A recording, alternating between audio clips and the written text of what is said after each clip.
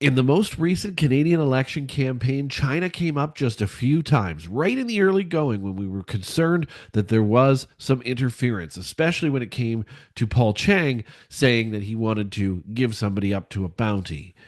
But then all went quiet. The mainstream media ignored it. They ignored the tariffs. They ignored all of the things going on with China in order to focus on the US and Donald Trump, to hold the narrative for Mark Carney all the way through the campaign to ensure he won. Then he did. And now, as Mark Carney takes over as prime minister officially, we still don't hear about China. Why? Let's go.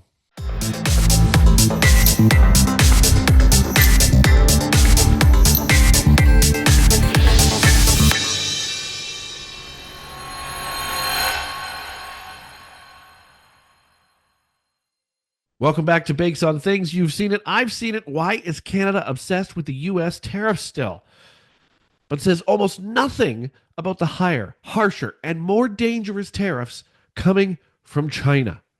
Why are we doing it this way? Why are we acting like Donald Trump's trade threats are our biggest issue when China has already slapped Canada with tariffs on pork, canola, beef, wine, barley, lumber? Shall I go on? Without even blinking. Let's be crystal clear here. Something's going on. China's tariffs have already happened.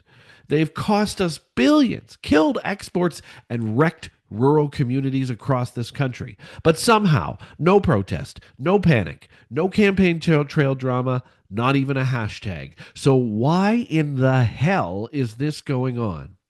Well, let's take a deeper look inside what could be happening here. And first, we got to talk about the facts on these Chinese tariffs. So let's lay down some cold, hard facts as it pertains to them. Canola exports from Canada to China dropped by over 70% after China banned two major Canadian exporters back in 2019. Pork and beef exports were blocked by China for technical reasons during that same year. This is all pre-pandemic, costing Canadians and Canadian farmers in particular millions and millions of dollars. Wine faced steep tariffs, especially after Australia faced similar treatment and Canada aligned with Australian trade policies.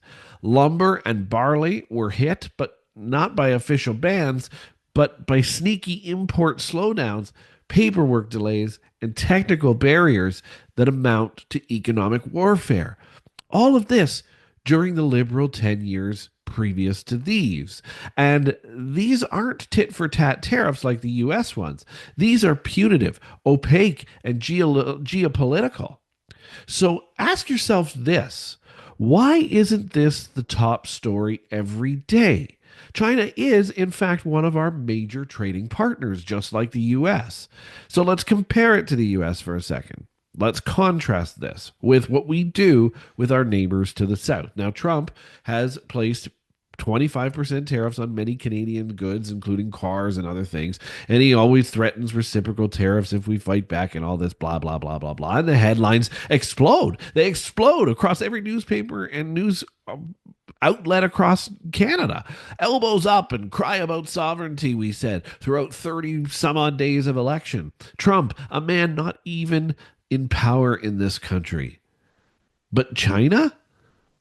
Also not in power in this country? Silence, mumbles, deflections, questions unanswered, and nobody cares. Why? Well, the elephant in the room was the election interference. This had to be swept under the rug and quickly for the mainstream media to get what they want, which was a Liberal win, for the Liberals to get what they want, which is themselves to win. So let's not forget that back when Trudeau was in, they even confirmed in a committee that Chinese operatives attempted to interfere in Canada's democratic elections prior to this one. And then it allegedly, at least, happened again. Intelligence briefings warned back then that the Liberals, I should say, of illegal donations, proxy candidates, and misinformation campaigns linked to China. Then it was found again praising Carney.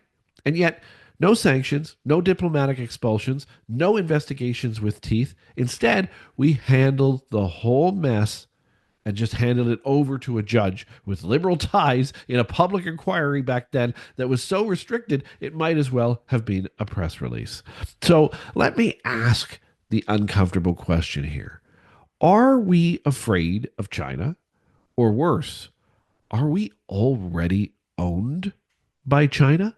Is Mark Carney already owned by China?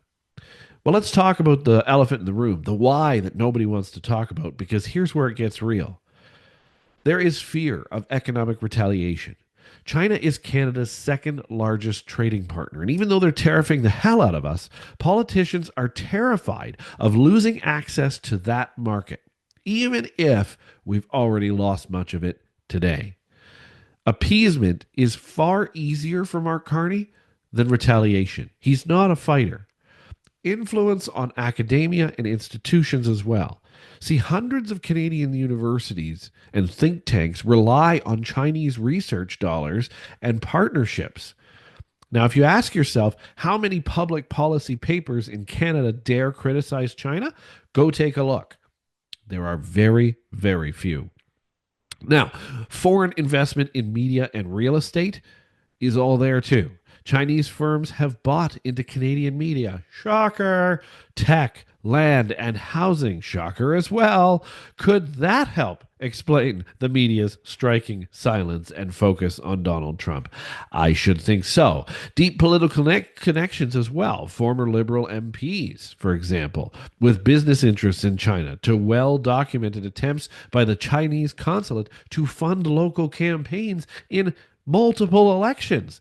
The connections are all there and they're continuous. Also, the race baiting deflection strategy. Have you thought about that? Whenever someone raises a legitimate concern about China's actions, the government and media quickly pivot to accusations of racism. This is about questioning a country involving itself in our own, not racism. It's a shield, though, to avoid scrutiny. They use that as an excuse. And then there's this. If you were compromised by a foreign actor, would you go out of your way to challenge them? Or would you point the finger at someone else, say, oh, I don't know, Donald Trump, and hope that nobody looks too closely at what's happening behind the red curtain? This is literally what's happening in Canada right now. It's causing the silence that you are deafeningly hearing right now. Farmers in Saskatchewan have lost entire markets and seen their livelihoods shattered. This has affected Alberta. Small businesses in BC were hit by quiet bans that they couldn't even appeal. Our entire electoral system, again, has been placed under suspicion and continues to be under suspicion even post-election today. And we've said almost nothing about it. It's not in the media. It's not anywhere. Meanwhile, politicians want you to fear the Trump, fear the U.S., even fear Alberta, fear conservatives, fear freedom, but not China. Never China. Don't fear China. Don't do that. It's all Danielle Smith and Alberta, and you should be afraid of separation and all of this. And then there's also Trump yelling. And now all of a sudden Trump's saying he probably wouldn't invade us militarily. Enough. Why are we scared to call out a foreign authoritarian regime? In fact, Pierre Poilievre was calling them out. They actively sabotaged our trade and meddled in our democracy consistently. Why is the government willing to confront allies like the United States but submit to adversaries and keep completely quiet? Why does every political conversation become about Donald Trump when the Chinese Communist Party has already kicked down our economic front door more than once? We're not just being misled, folks.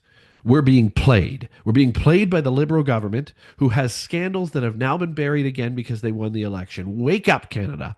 Before the next tariff isn't just on your pork or canola, but on our sovereignty. Because guess what? China's still coming. They're already here, and we might already be owned by them. Think about it. We'll catch you next time.